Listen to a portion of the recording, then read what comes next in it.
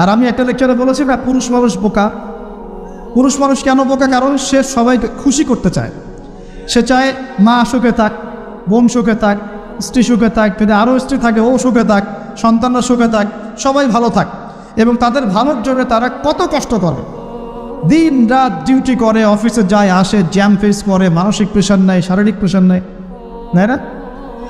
অথচ এই কষ্ট কিন্তু মহিলারা বোঝে না। বোঝে? সবাই বোঝে না।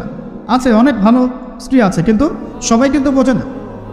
মনে করে যে পুরুষ মানুষ মনে হয় ভোগবাদী, খালি মেয়েদেরকে ভোগ করতে চায়। অথচ সবাইকে সুখে রাখার এই চেষ্টায় একজন পুরুষ দিন শেষে নিজেই সুখী হয় না। বহু পুরুষ শেষ বয়সে গিয়ে একাকিত্বে ভোগে, একা হয়ে যায়।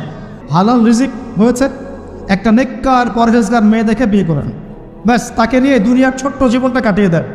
আর জান্নাতে তো হুর পড়ে অপেক্ষা করছে ইনশাআল্লাহ।